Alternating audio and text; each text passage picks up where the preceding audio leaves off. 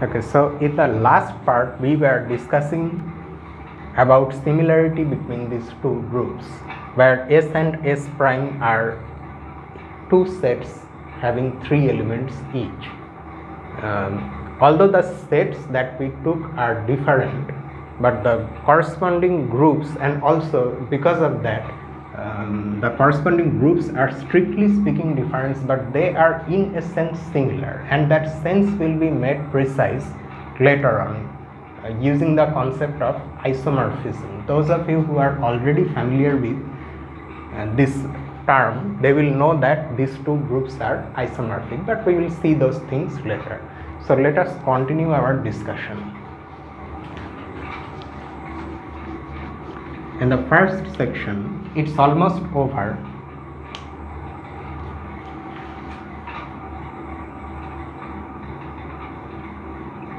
In the next section,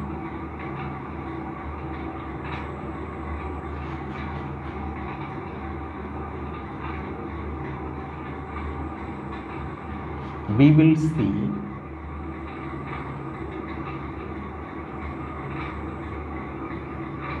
many examples of groups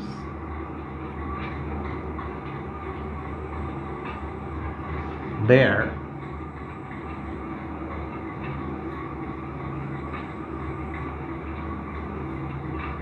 we will have a close look at S3, that is the symmetric group of degree 3, which consists of all bijections from a set having three elements onto itself.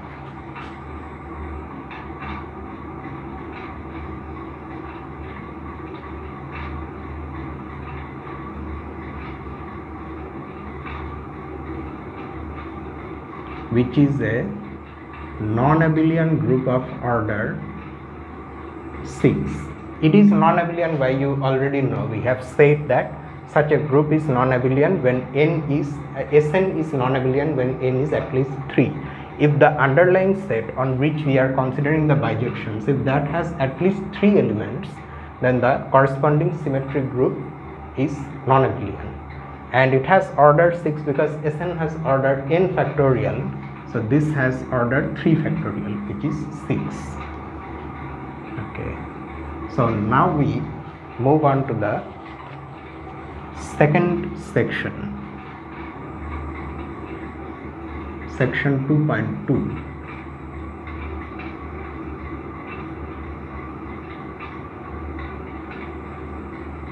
Some examples of groups.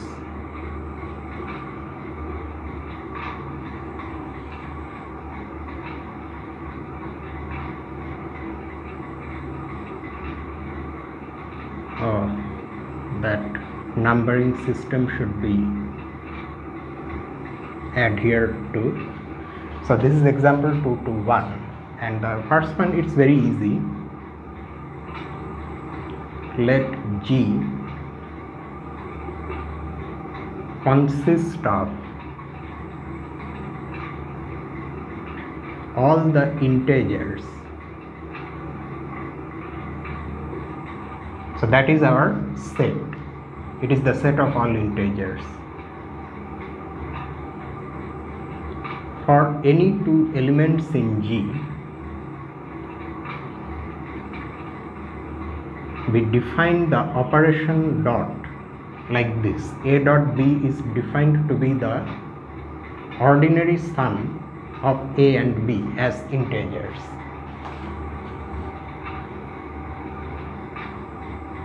Then G is an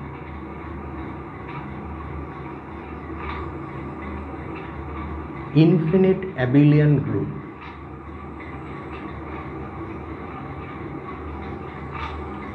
Okay, those of you who already have come across this group, which is very easy, and if you have gone through group theory, elementary group theory once, you must have come across this example. They may have got it in this way, that it's an infinite abelian group, and that's all. It is just mentioned that it's an infinite abelian group. Whenever such a thing is mentioned in a book, in a text, it is assumed that the reader already knows why it is an infinite abelian group. First of all, it's a group because all the four axioms of group are satisfied in this case, and that is not a trivial thing. That has to be proved. When I am saying that it's a group, I am saying that when I add two integers, their sum is again an integer. That itself is a result. Also, addition of integers is associative. That also has to be proved. So all these things must be known to us based on the assumption that we already know those things, or we have already seen those results and their proofs. Such a statement is made that this is an infinite abelian group, and that's all. So for the sake of making the presentation complete, and since we have the proper references, so I thought why not give the references here itself. And this fact,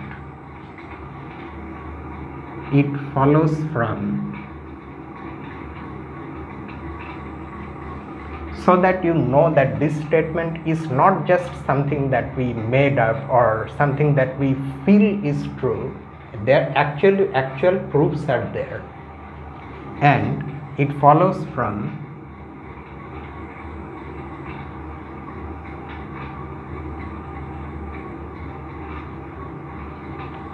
proposition 416 tau. Those of you who are going through these videos for the first time now with these group theory videos, they probably don't know that we are already going through analysis 1 by Terence Tao.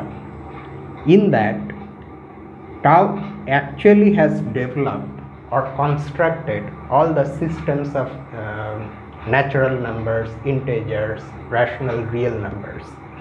Although we have not, at present we have not yet reached this chapter 4, which constructs the system of integers, but we will reach. We have almost completed chapter 3 and we will go to chapter 4.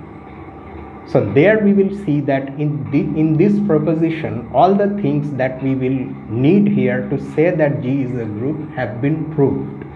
So this is an actual reference to this statement from where you get the justification that this statement is true. Okay.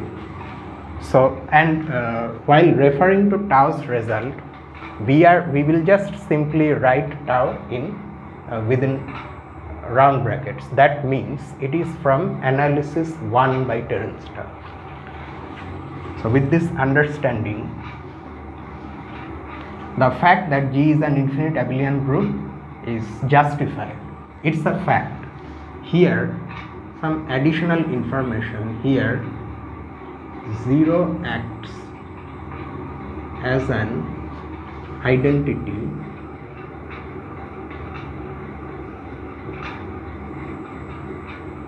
and 1 acts as an inverse of 1 and -1 acts as an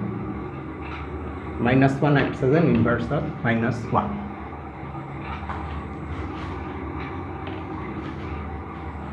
Note that we are saying an identity and inverse. We cannot use the, because we don't yet know that identity is unique in a group, and so are inverses for so is the inverse of a given element. We will prove these facts, but since we don't have them yet, so we cannot use them. Then the second example.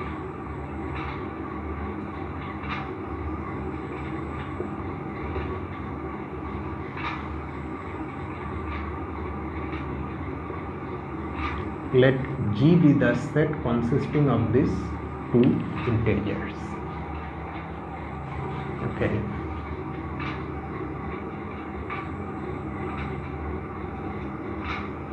for A and B in G,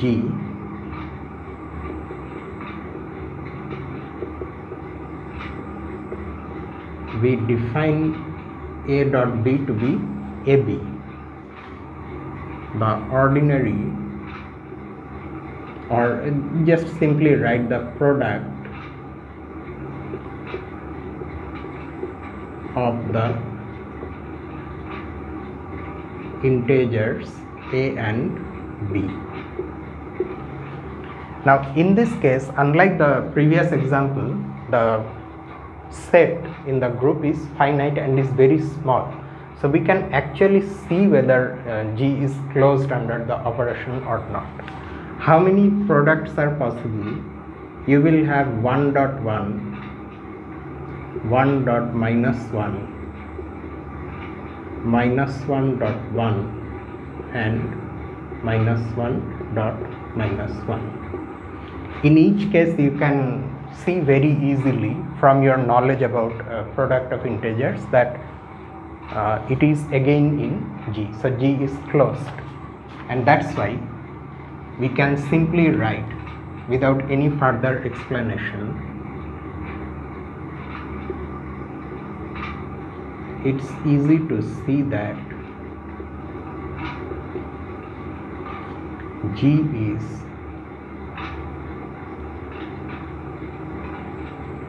closed under the operation dot. Okay, now product of integers is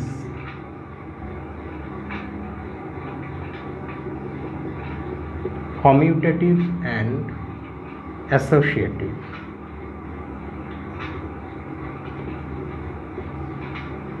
And for this one we again need to refer to a result. See definition or see proposition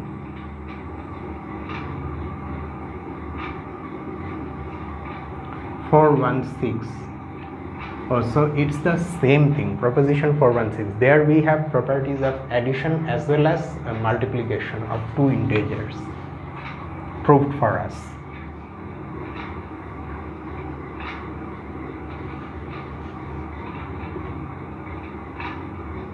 In particular,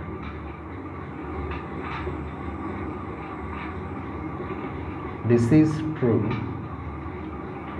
in G. In general, for integers, product is commutative and associative. So, in particular, in G also, it will be commutative and associative. One acts as an identity. Oh, what have I written here? I think, okay, I had to write these things here. Instead of that, I wrote it here. Sorry about this. 0 acts as an identity, and for any A belonging to G minus A acts as the inverse of A, because this in this group the operation is addition. Sorry about this. Acts as an identity, and now here only we have these things.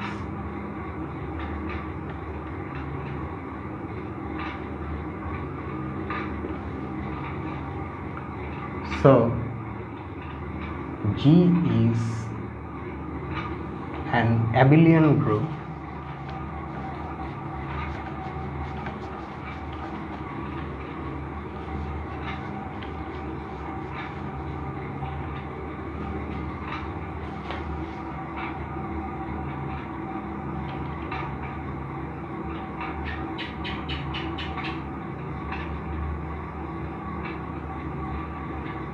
of order 2. It has only 2 elements. It's a finite group.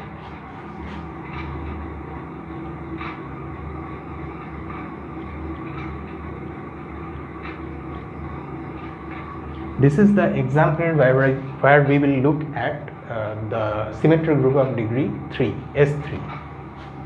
Let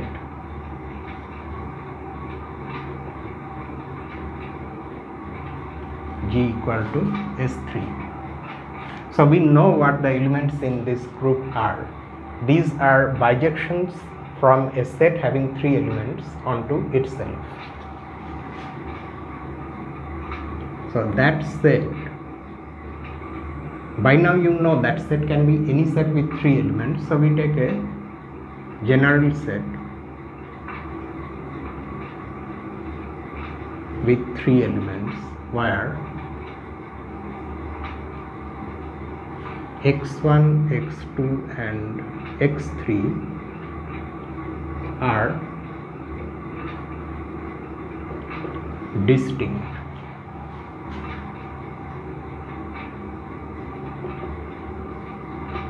G consists of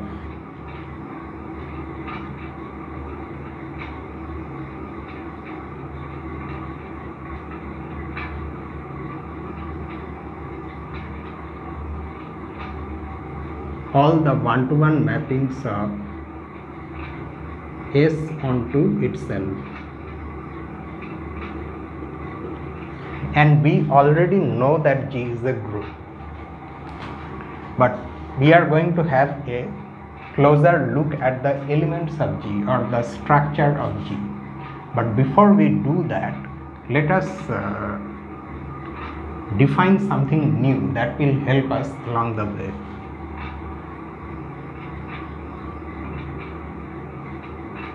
For a neater notation,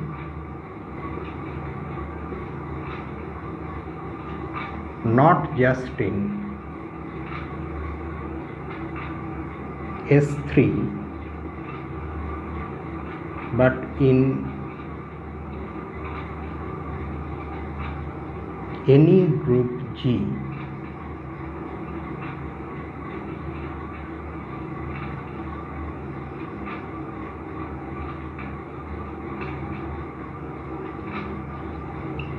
we define the following. Let G be a group and A be an element in G.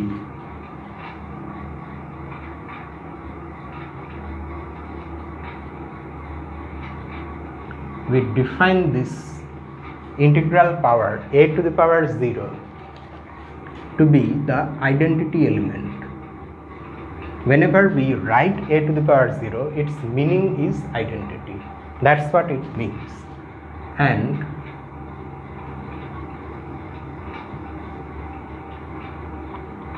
A to the power k plus 1 is defined to be equal to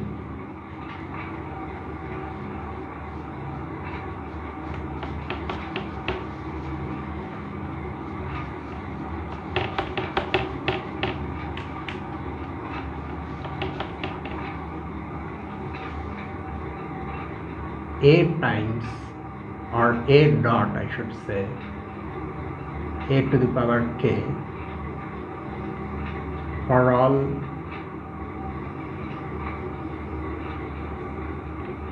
integers k greater than or equal to 0.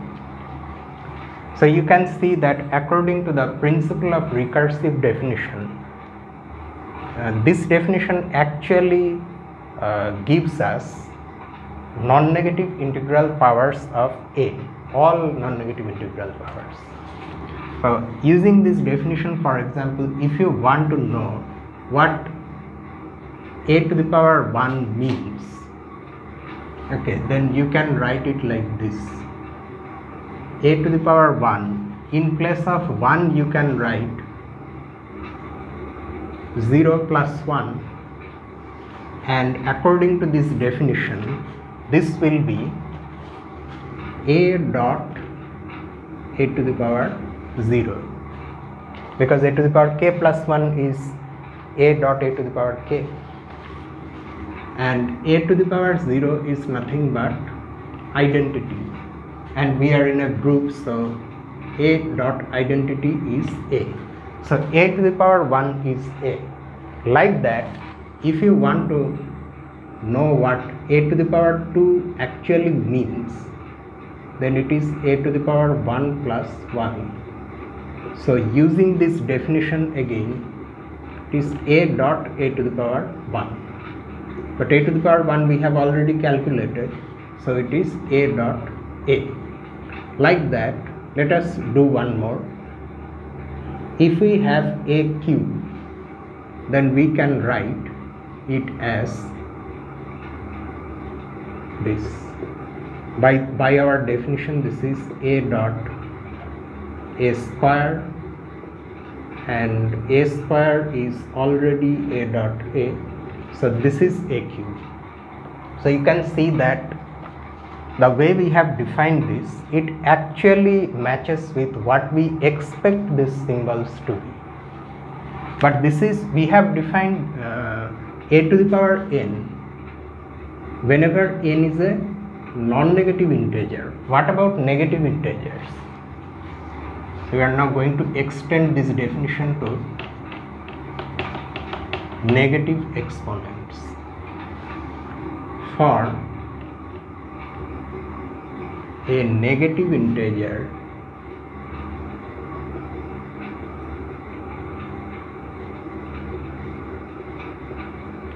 k, if k is negative,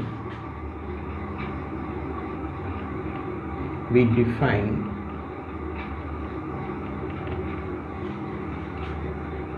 A to the power k to mean this,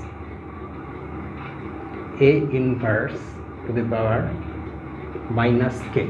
Now what have we done here? Let us see this. What is the meaning of this? If k is negative, then minus k is positive, and A inverse is itself a group element. So ultimately we are finding a positive integral power of a group element, not of A but of A inverse. And the meaning of this comes from this part of the definition. So we have now integral powers of any element where the exponent can be any integer. Just like we saw some 3 examples, here also let us see. What is the meaning of A to the power minus 1? Well, you would say that it is just the inverse of A in the group which exists, we already know from the 4th condition. But that's not what I am asking. Here you think of A to the power minus 1 as one of these symbols where you have a group element and an integer minus 1. This is, by this I am not meaning inverse of A to the power minus 1. You see, if I use this definition, then this is A inverse, there is a difference between this one and this one. Okay, here although the notations are same, here I mean A to the power minus 1, and here inside the bracket by this symbol I mean A inverse, minus of minus 1. This is minus k because k is minus 1, and this is A inverse to the power 1. But just now in a previous calculation we have proved that in a group anything to the power 1 is that thing itself. So this is A inverse. So we see that our A to the power minus 1, this particular integral power of A is actually equal to A inverse, and this tells us why we are not using a different notation to write this.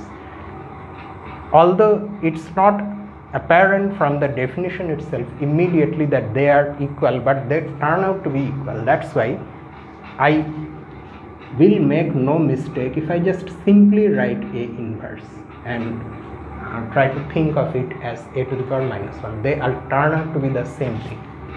What is A to the power minus 2 though? According to our definition, this is A inverse square. So that is nothing but A inverse dot A inverse. We have already seen this. Okay, so that means A to the power minus n, if n is a positive integer, is the product of n number of A inverses.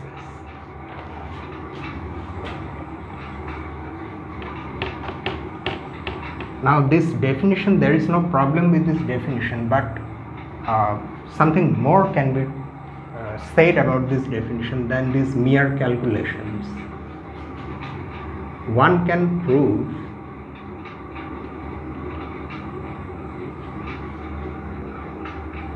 that the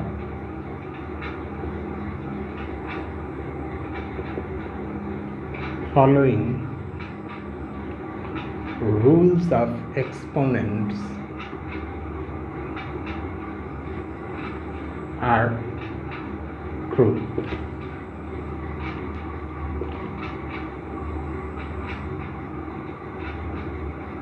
For A belonging to G and any integers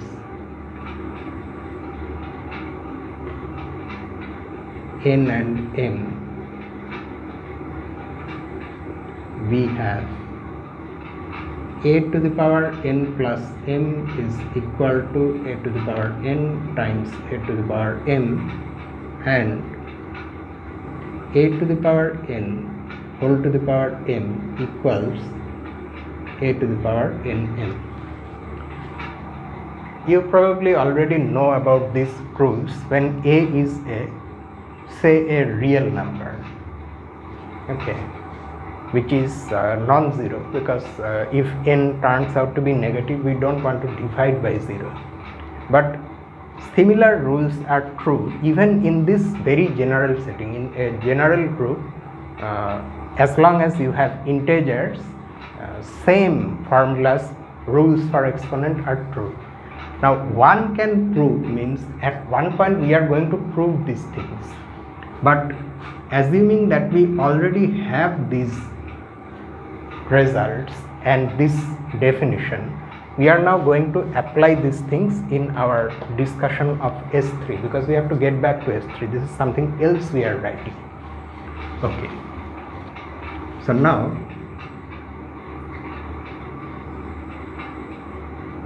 consider the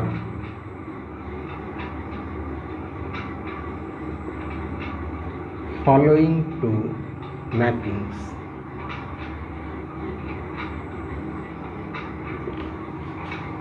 One of them is phi. Although this is not a standard way of presenting a map, but for the sake of understanding and because the author has decided to show the maps in this way, so we also follow that.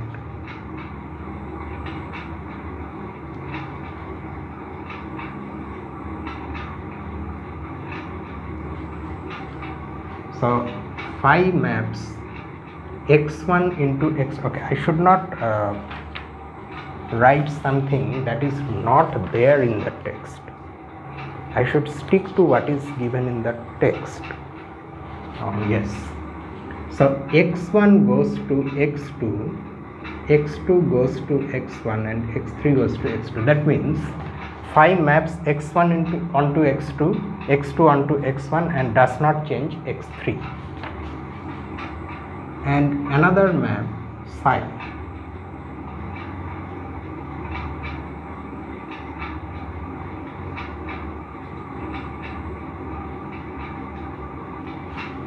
this one maps x1 onto x2, x2 onto x3, and x3 onto x1. Okay, now if you look at these maps, they are clearly mappings from S into itself, each one of them. Are they one to one? Yes, they are one to one. Every element in the second set has a unique pre-image or has a unique input from which it is coming. So it is one to one, and since every element has an input from which it is coming, the functions are onto also. So they are bijective, and that's why they are elements in A of S. which is S3.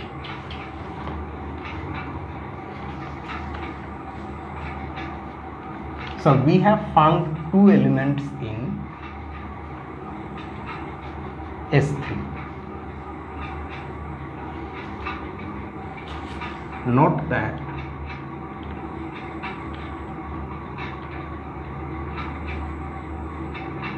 phi and psi are in A of S, which is S3, or which is G. If you want, you can call it G also, since we have called it that. So this is G. Now also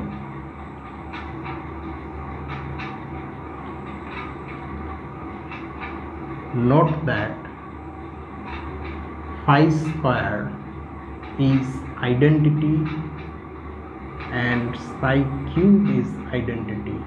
We are actually going to see that this is the case. What will happen when we apply phi square to the elements? Let us see one by one. When I first apply phi square to x1, according to, you see, that's why we define those integral powers, to make sense of phi square and psi cube. So when we apply phi square, what are we doing here actually?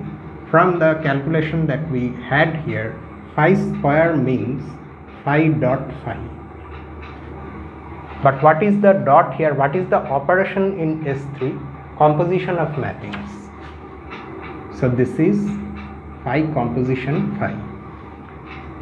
So according to that definition, or let me just write it for once so that you can understand, there is no confusion. This is equal to x1 phi by definition of composition. x1 phi is x2. x2 phi is again x1. So phi square does not change x1. In a similar manner, if you calculate x2 phi square, first phi will take x2 to x1, and then that x1 will be again taken to x2 by the outer phi. So this again turns out to be x2, and phi does not change x3 at all. So phi square also does not change x3. That means phi square as a mapping does not change anything of the set S. In other words, it is the identity mapping. Here note that in the context of S3, by E we mean the identity mapping, or according to our discussion, this is that iota. Okay, but since we are looking at things from a group theoretic point of view, E means identity. You have to figure out in a particular example what E actually means. In our example, E represents that identity mapping on S, iota. Okay, just like that, let us see what psi cube does to x1. Now according to the definition of integral power, or if you want to use these things, these laws, you can write it like this: psi dot psi square, which gives us, because this is psi to the power 1 plus 2, x1 psi square. So x1 psi is what? x2, and psi square again is psi dot psi x2 psi. So what is, where does x2 take psi, where does psi take x2 to x3, and x3 is taken again back to x1 by psi. So you can see that psi cube does not change x1. In a similar manner, if you calculate, psi cube will not change x2. First it will take x2 to x3, then again it will take x3 to x1, then once more it will take x1 back to x2. So x2 is not changed. Similarly, let us see the third element also. x3 goes to x1, then x1 goes to x2, and x2 comes back to x3. So psi cube also turns out to be equal to the identity element, right?